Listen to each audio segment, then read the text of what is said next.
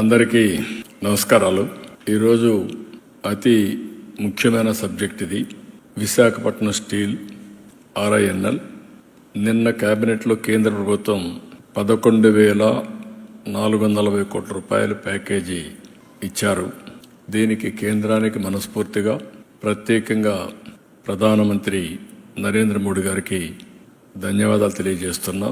అదే మరిగా కేంద్రంలో ఉండే స్టీల్ మినిస్టర్ అయితే కుమారస్వామి గారు చాలా ఇంట్రెస్ట్ వారే కాకుండా ఆర్థిక శాఖ మంత్రి నిర్మలా సీతారామన్ గారు ప్రత్యేకంగా శ్రద్ధ పెట్టారు. అందరి యొక్క సమిష్టి కృషి వల్ల ఇది ఈరోజు సాధ్యమైంది. దీనికి నేను వ్యక్తిగతంగా NDA తరపున, ప్రభుత్వం తరపున కూడా, రాష్ట్ర ప్రభుత్వం తరపున కూడా మనస్ఫూర్తిగా అభినందిస్తున్నా. ఇది రాష్ట్రానికి ఒక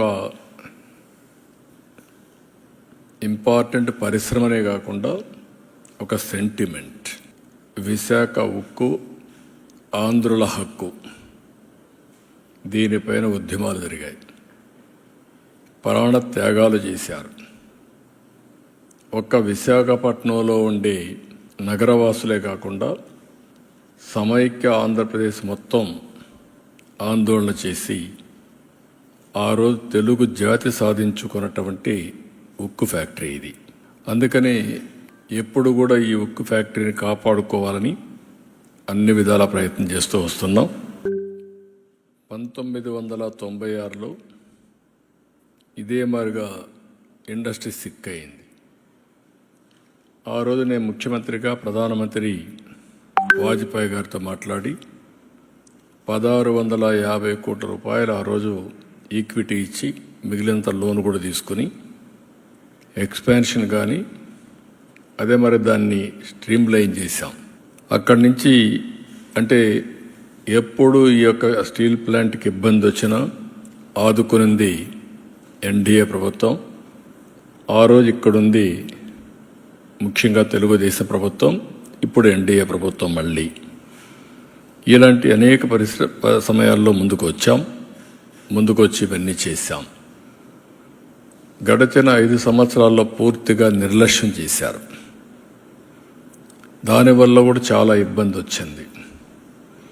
ఎన్నికల సమయంలో హామీ ఇచ్చాం. అదే సమయంలో ఈ స్టీల్ ప్లాంట్ని కాపాడుతామని చాలా స్పష్టంగా చెప్పి నేను ముఖ్యమంత్రి అయిన వెంటనే దీని మీద శ్రద్ధ పెట్టాం. అనేక మీటింగ్లు పెట్టాం. ఆ రోజు మీటింగ్లో ఎంపీగా ఉండే భరత్ గారు కూడా అక్కడికి రావడం, అక్కడ ఆయన కూడా రిప్రజెంట్ చేయడం. అదే మరిగా మేము ఒక మీటింగ్ కాదు, సిరీస్ ఆఫ్ మీటింగ్స్ జరిగాయి. ఒకరోజైతే రాత్రి 12:30 గంటలకు మీటింగ్ పెట్టాం.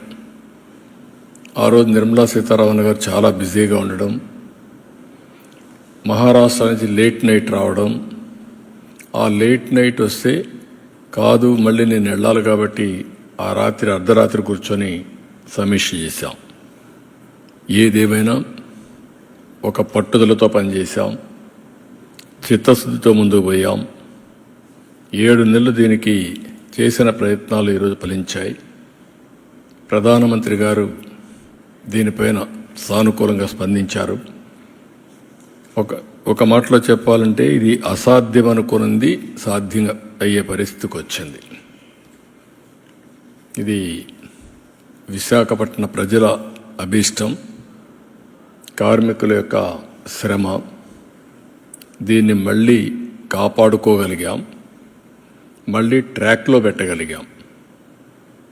ఈరోజు 11,440 కోట్ల రూపాయలు ఈ ఇండస్ట్రీని రివైవ్ చేయడానికి ఇవ్వడం అనేది అరుదైన అనుభవం. ఈ విషయం ప్రతి ఒక్కరూ గుర్తుపెట్టుకోవాల్సిన అవసరం ఉంది.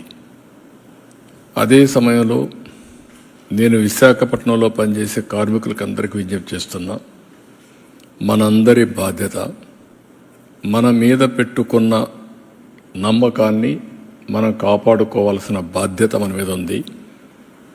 నేను ఆ రోజు కూడా చాలాసార్లు చెప్పాను, ఈ ఫ్యాక్టరీని మళ్ళీ రివైవ్ చేస్తాం, మంచి ప్రొఫెషనల్ మేనేజ్మెంట్ పెట్టుకుంటాం, దీనికి కావలసిన వనరులన్నీ కూడా ఐరన్ ఓర్ అవన్నీ కూడా ఏ విధంగా సమీకరించాలో సమీకరించుకుంటాం.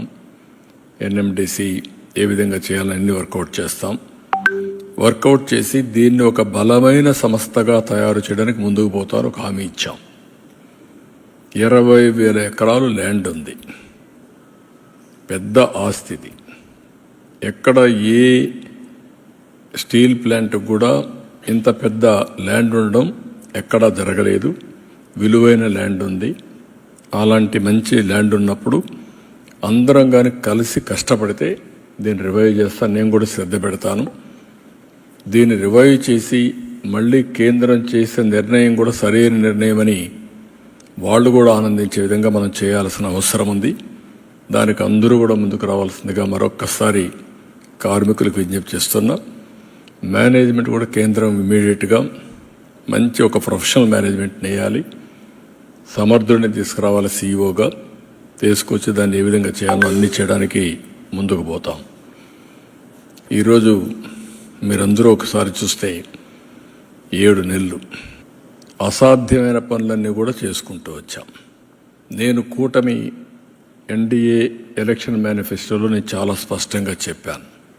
ఏదైతే ఎలక్షన్ మేనిఫెస్టోలో చేసిన పనులన్నీ కూడా చెప్పిన అన్నీ కూడా ఒకటే చేసుకుంటూ వచ్చాం. అమరావతి ఏకైక రాజధాని చెప్పాం. అమరావతికి 15,000 కోట్ల రూపాయలు కేంద్రం ఈఏపీ ప్రాజెక్టుల ద్వారా డబ్బులు ఇప్పించారు. అదే సమయంలో అవన్నీ కూడా గ్రౌండ్ అయ్యే పరిస్థితికి వచ్చింది. ఇంకొక పక్క పోలవరం పూర్తిగా నిర్వీర్యమైపోయినటువంటి పోలవరానికి 12,000 కోట్ల రూపాయలు డబ్బులు 12,157 కోట్లు ఇచ్చారు. రేపు మళ్ళీ దానికి డయాఫామ్ వాల్ ఫౌండేషన్ వేసే పరిస్థితికి వచ్చాం. ఏదైతే ల్యాండ్ ఇవ్వకుండా గడిచిన ప్రభుత్వం నిర్లక్ష్యం చేసిన దానికి రైల్వే జోన్ రాకుండా పోయే పరిస్థితికి వచ్చింది. వచ్చిన వెంటనే వాళ్ళకు అవసరమైన ల్యాండ్ ఇచ్చాం, క్లారిటీ ఇచ్చాం, పర్సూ చేశాం. రైల్వే జోన్కు కూడా మొన్నే ప్రధానమంత్రి గారు ఫౌండేషన్ వేసే పరిస్థితికి వచ్చారు. ఇలాంటి మీరు చూసినప్పుడు ఎప్పుడూ జరగని పనులన్నీ కూడా మనం చేసుకుంటూ వచ్చాం. 7 నెలలు 4 లక్షల కోట్ల రూపాయల పెట్టుబడులకు ఒప్పందాలు జరిగాయి. మొన్ననే ప్రధానమంత్రి వచ్చినప్పుడు 2,08,000 కోట్ల రూపాయలకు ఫౌండేషన్లు కానీ ఇనాగ్రేషన్ కానీ వేసే పరిస్థితికి వచ్చారు. ఇంకొక పక్క విశాఖపట్నానికి ఉత్తరాంధ్రలో మేము ఏది చెప్పాము అవన్నీ కూడా ఈరోజు కార్యరూపం దాల్చే పరిస్థితికి వచ్చింది. ఒక పక్క టీసీఎస్, యువతకు ఉద్యోగాలు, ఇంకొక పక్క గూగుల్ని కూడా మెప్పిస్తున్నాం, ఎంఓయూ చేశాం. అది కూడా వస్తే data centre, artificial intelligence, data అనలిటిక్స్లో ముందుకు పోతాం. ఇక్కడి నుంచి సింగపూర్కి కూడా ఏదైతే సీ కేబుల్ వేసి ఇన్లాండ్ కేబుల్ ఒకటి సీ కేబుల్ వేసి అక్కడి నుంచి కనెక్ట్ చేసే పరిస్థితికి వస్తుంది. It is a great achievement అవుతుంది. ఇది కాకుండా మొన్ననే గ్రీన్ హైడ్రోజన్ ఒక పక్క ఎన్టీపీసీ, జెన్కో జాయింట్ వెంచర్ కింద ముందుకు వచ్చారు. 1,80,000 కోట్లు ఖర్చు పెట్టే పరిస్థితికి వస్తుంది. ఇది కాకుండా ఇంకొక పక్కన మీరు చూస్తే ఏదైతే నిన్న మొన్న గట్టిగా చెప్పి ఇది చేశాం ఆర్సీఆర్ మిత్తల్, అల్టిమేట్గా ఈ ప్రాజెక్టు 14 మిలియన్ యూనిట్లు, 14 million metric tons steel plant ఇది. దీనికి కావలసిన ఐరన్ ఓర్ అయితే గవర్నమెంట్ ఆఫ్ ఇండియాను ఒప్పించాం. ఫేజ్ 1లో 7 మిలియన్ మెట్రిక్ టన్నుల ఐరన్ ఓర్ ఇవ్వడానికి ఒప్పుకున్నారు. అది కూడా పిట్ హెడ్ దగ్గర పైపులు వేసి స్లర్రీ రూపేణ తీసుకొస్తున్నారు. ఇది నక్కపల్లి దగ్గర తొందరలోనే ప్రారంభం అవుతుంది. ఈరోజు రేపు ఎంఓయూ చేస్తున్నాం. ఆ ఎంఓయూ అవుతానే పని కూడా ప్రారంభిస్తారు. ఒక స్టీల్ సిటీ వస్తుంది. ఒక పక్క గూగుల్ మొత్తంగా డేటా సెంటర్ రావడం, ఇంకొక పక్కన మీరు చూస్తే ఆర్సీఆర్ మిత్తల్ ఈ ప్రాజెక్ట్ వస్తే విశాఖపట్నం, అనకాపల్లి మొత్తం కలిసిపోయే పరిస్థితి వస్తుంది. One of the best project ఇది కూడా రాబోతుంది.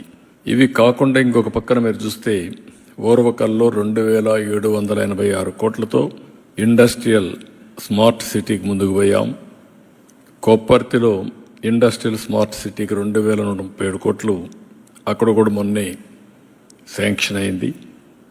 ఇంకో పక్క నక్కపల్లిలో ఈ స్టీల్ సిటీయే కాకుండా 14,000 కోట్ల పెట్టుబడులతో ఒక ఫార్మా సిటీ వస్తుంది, బల్క్ డ్రగ్ పార్క్ వస్తుంది. దీనివల్ల ఒక 70,000 మందికి ఉద్యోగాలు వచ్చే పరిస్థితికి వస్తాయి. ఇలాంటివన్నీ కూడా మీరు ఒకసారి చూసినప్పుడు ఇంకొక పక్కన మీరు చూస్తే ఒక 55,000 కోట్ల రూపాయలతో నేషనల్ హైవేస్ అన్నీ కూడా రాబోయే 2-3 సంవత్సరాల్లో పూర్తి చేస్తున్నాం.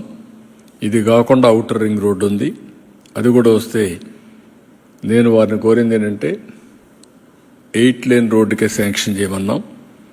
అట్లా కాకుండా ఇప్పుడు మనం ఏదైతే ల్యాండ్ ఎక్విజిషన్ చేస్తున్నా ఒకటేసారి చేయాలని ఇప్పుడు గట్టిగా చెప్పాను. అది వస్తే అది కూడా అవుతుంది.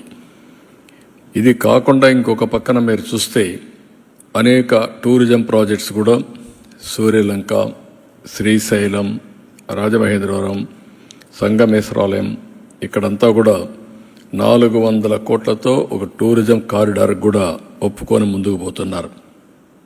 ఇవన్నీ చూసినప్పుడు నేను మొన్న అందుకే మీటింగ్లో చెప్పాను, డబుల్ ఇంజన్ సర్కార్, డబుల్ ఇంజన్ గ్రోత్. ఎగ్జాక్ట్గా అదే జరుగుతూ ఉంది. ఇప్పుడు ఈ ఇయర్ జిఎస్టిపి గ్రోత్ రేట్ కూడా నిన్నే అనౌన్స్ చేశాను. 12.94%, 12.94%. ఇది 15% పైన తీసుకెళ్లాలని. 7.5 నుంచి 15% తీసుకెళ్తే 2 times అభివృద్ధి చేయగలిగితే కన్సిస్టెంట్గా 2047కి 4.5 times పర్ క్యాపిటా రాష్ట్ర సంపద పెరిగే అవకాశం ఉంటుంది. ఇది ఒక వినూత్నమైనటువంటి ప్రయోగం. ఒక మాటలో చెప్పాలంటే అది ఒకటే సంపద సృష్టించే మార్గం. ఈరోజు కేంద్రం అన్ని విధాల ముందుకొచ్చి ఈ ప్రాజెక్టులన్నీ స్టార్ట్ చేయడం జరిగింది. ఒక పక్క మనం చేయాల్సిన ప్రయత్నాలు మనం చేస్తున్నాం. ఒక పక్క నేను చాలాసార్లు చెప్పాను, అభివృద్ధి సంక్షేమం రెండు కూడా పేర్లలుగా తీసుకెళ్తామని. అభివృద్ధి జరగాలి, డెవలప్మెంట్ వల్ల సంపద సృష్టించబడుతుంది, సృష్టించిన సంపద వల్ల ఆదాయం పెరుగుతుంది, పెరిగిన ఆదాయం వల్ల మళ్ళా కొంత డబ్బుల్ని అభివృద్ధి ఖర్చు పెట్టి ఎక్కువ డబ్బుల్ని మన సంక్షేమానికి ఖర్చు పెట్టే పరిస్థితి వస్తుంది. ఇది ఒకటే మార్గం, పేదరిక నిర్మూలన. అదే మరి ప్రజల్ని ఎంపవర్ చేయడం, దానికి నాంది పలికాం. చాలా సంతోషం. 9-7 నెలల్లో మేము అనుకున్న ప్రయత్నాలన్నీ 1 by 1 సఫలీకృతం అవుతున్నాయి. ఇది ఒక విధంగా చెప్పాలంటే అసాధారణం అనుకున్నటువంటి కార్యక్రమాలను చేపట్టాం. 7 నెలలకు మునుపు ఎటు చూసినా చీకటి. నాకు ఆ రోజు చూసి నేను చాలాసార్లు మీ అందరికీ చెప్పాను, నేను 4వసారి ముఖ్యమంత్రి, 3 సార్లు నాకు ఇన్ని ఇబ్బందులు కనిపించలేదు. ఎటు చూసినా విధ్వంసమైన వ్యవస్థలు, ఆర్థికంగా ఎలాంటి వెసులుబాటు లేని ఆర్థిక వ్యవస్థ, అన్ని వ్యవస్థల్లో డబ్బులన్నీ కూడా ఎక్కడికక్కడ డైవర్ట్ చేసి మిస్యూజ్ చేసి కనీసం కేంద్ర పథకాలు కూడా నిర్వీర్యమైపోయినాయి. ఇప్పుడు అవన్నీ కూడా లైన్లో పెడుతున్నాం. ఇంకొక 4-5 నెలల్లో ఇవన్నీ లైన్లో పెట్టి మళ్ళీ గాడి తప్పిన పరిపాలన ఘాట్లో పెట్టడమే కాకుండా ఏ విధంగా ముందుకు తీసుకుపోవాలో తీసుకుపోతాం.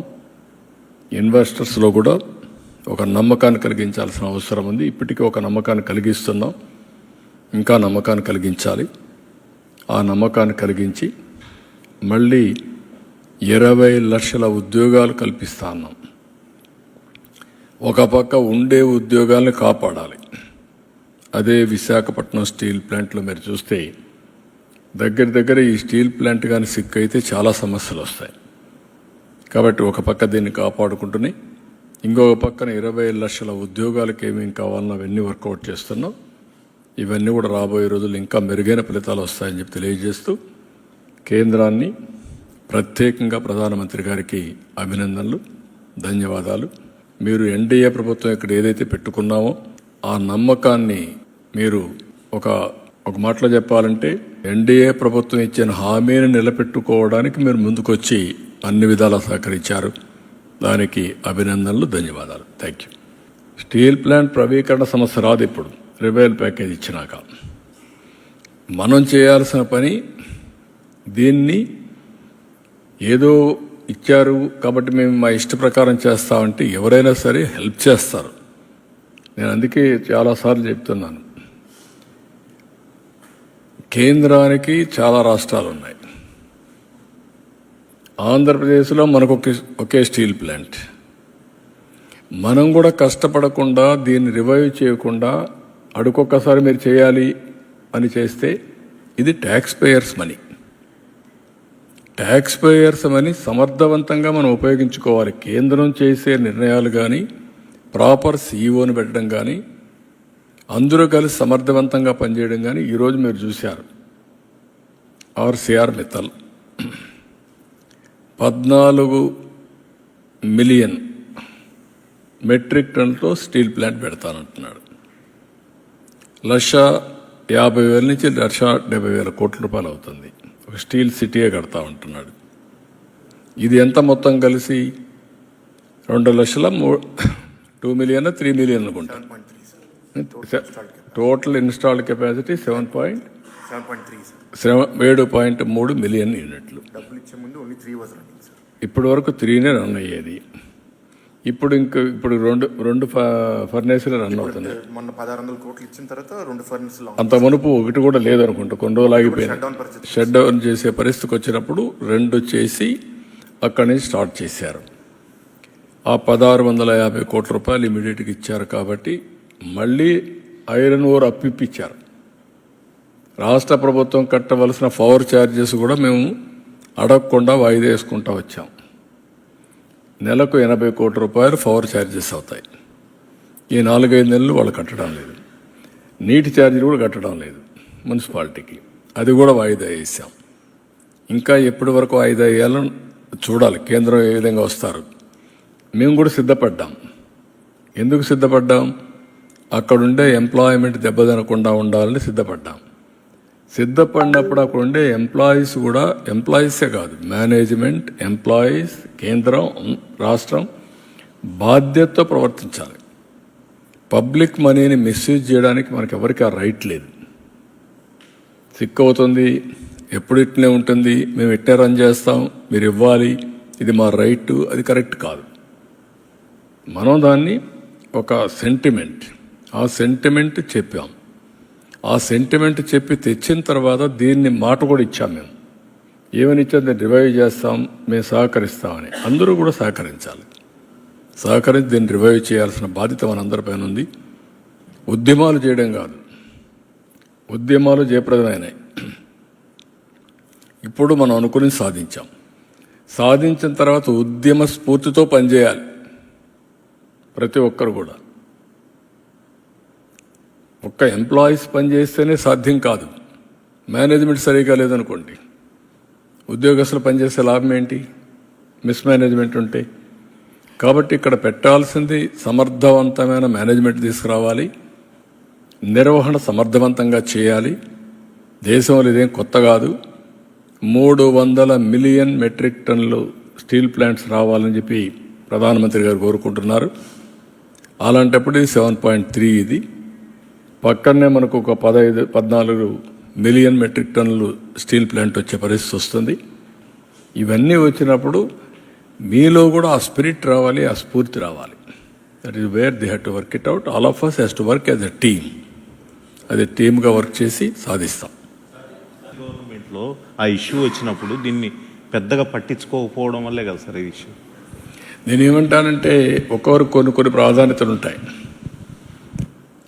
తెలుగుదేశం పార్టీ ఎన్డీఏలో మేము ముగ్గురం కలిసిన తర్వాత, ఇక్కడ ప్రజలు నమ్మి మాకు ఓట్లు వేసిన తర్వాత మేము ఇచ్చిన హామీలు ఒక్కొక్కటే నిలబెట్టుకుంటూ ముందుకు పోతున్నాం. అందులో ప్రధాన హామీ RINL రివైవల్.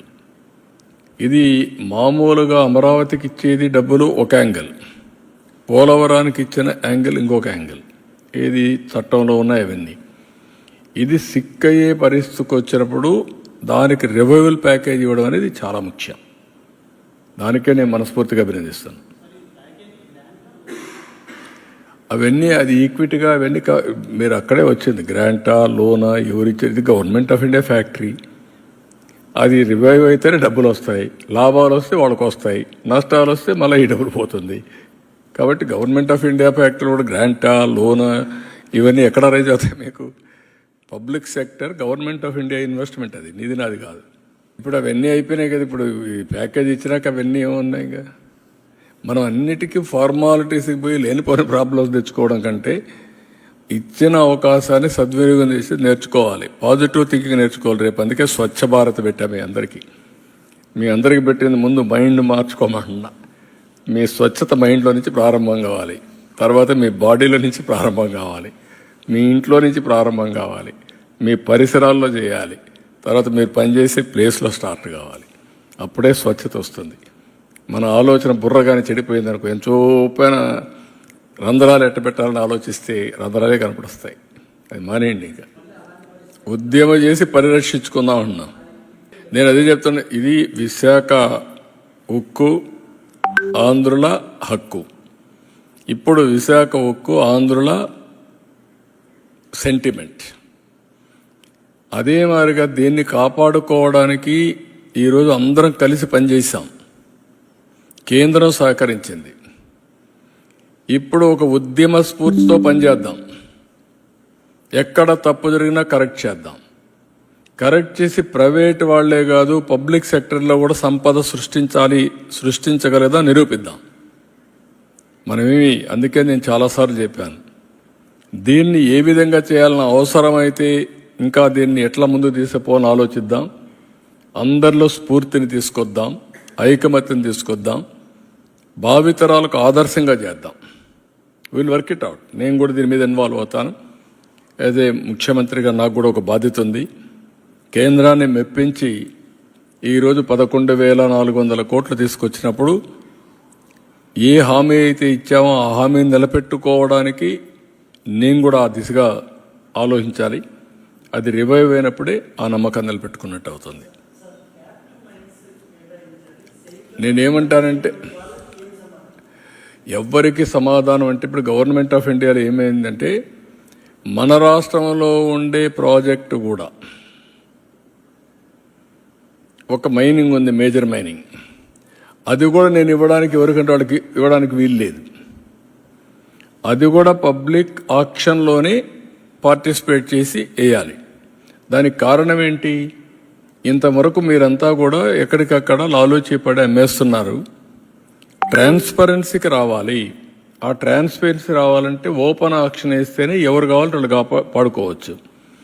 ఇప్పుడు ఆ ఓపెన్ ఆక్షన్లో ఎవరు పాడుతున్నాం?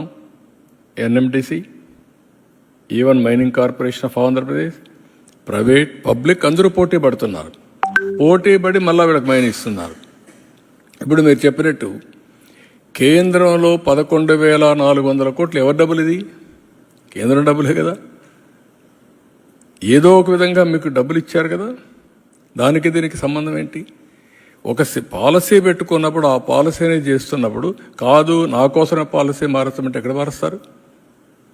వాళ్ళు ఇది ఇప్పుడు వచ్చింది కాదు, సమర్థవంతంగా పనిచేయడం కోసం ఒక పాలసీ తీసుకున్నారు. ఇప్పుడు ఆర్సీఆర్ మిత్తలు పెట్టాడు. వాళ్ళకు కూడా ఓపెన్ మార్కెట్ ప్రకారమే ఇస్తున్నారు. ఆ ఓపెన్ మార్కెట్లో ఏ ఐరన్ ఓర్ అయితే ఇస్తారో అది కూడా వీళ్ళకి ఇస్తారు. ఎందుకు మనం కంపీట్ చేయకూడదు? మనకు 20,000 ఎకరాలు మీకు ఫ్రీగా ఇచ్చాం. ఎప్పుడో పెట్టిన ప్లాంట్ ఇది. ఎందుకు మనం వాళ్ళతో పోటీ పడలేం? ఎందుకు కంపీట్ చేయలేం? That is the spirit you have to take. వాళ్ళకేది ఫేవరబుల్గా ఇవ్వడాలి కదా ఐరన్ ఓర్. వాళ్ళకు అట్లా ఇస్తారు, మనకు అదే ఇస్తున్నారు. ఇచ్చినప్పుడు సేమ్ రేటుకి వచ్చినప్పుడు ఎందుకు మనం కంపీట్ చేయకూడదు అంటా నేను. కంపీట్ చేయాలి. That is where I'm asking. చాలా మోడల్స్ ఉన్నాయి. అక్కడ ఇచ్చింది అది డిఫరెంట్ అకేషన్. ఇక్కడ మెయిన్గా మేనేజ్మెంట్ రావాలి. తర్వాత ప్రాఫిట్స్ వచ్చినప్పుడు ఏం చేయాలని ఆలోచించాలి. అక్కడ నేను చేసింది అప్పట్లో దగ్గర 25 ఇయర్స్ బ్యాక్ అనుకోండి, 20 years back, 25 years almost all 95-2000 మధ్యలో చేశాను. ఆల్మోస్ట్ ఆల్ క్లోజ్ అయిన ఫ్యాక్ట్ ఇది సింగరేణి కాలరీస్. 1,00,000 మంది ఉద్యోగస్తులు, 1,00,000 మంది ఉద్యోగస్తులు, యూనిట్ క్లోజ్ అయిపోయింది, ఇంకెవ్వరు రివైవ్ చేయరంటే ఐ సెడ్ నో. నేను అప్పుడు ఇవన్నీ ఎగ్జామిన్ చేసి దెన్ నేను ఒక పాలసీ ఇచ్చాను. వాళ్ళకి జీతాలు ఇచ్చేది ఇస్తాం, ప్రాఫిట్లో 25% 33% కార్మికులకు డబ్బులు మళ్ళా తిరిగి ఇస్తామని చెప్పి పెట్టాను. 1/3 25% ఆ ప్రాంతంలో. దాంతో స్పిరిట్ పెరిగింది, బాధ్యత వచ్చింది, మంచి ఎండీలు వేసాను, లాభాలు వచ్చాయి. అక్కడి నుంచి రివైవ్ అయింది. ఈరోజు సింగరేణి కాలరీస్ ఒక బలమైన వ్యవస్థగా తయారయ్యే పరిస్థితి వచ్చింది. ఆ ఒక్క నిర్ణయం, ఆ నిర్ణయంలో లాభాలతోనే కాదు, లాభాలు తీసుకొచ్చే మేనేజ్మెంట్ ఇచ్చాం, స్ట్రెంగ్త్ని ఇచ్చాం, మానిటర్ చేశాం.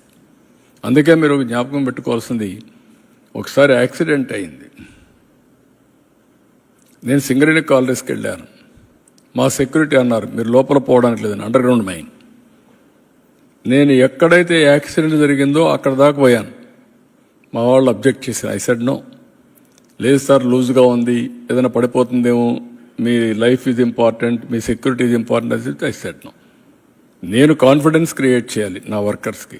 వెళ్తానని చెప్పి వెళ్ళి చూసి బయట వచ్చిన తర్వాత ఫస్ట్ టైం ప్యాకేజ్ ఇచ్చాను. అంతవరకు ఎవ్వరు ఇవ్వాలి. అప్పట్లోనే 25 lakhs ఇచ్చాను. That is how we revived.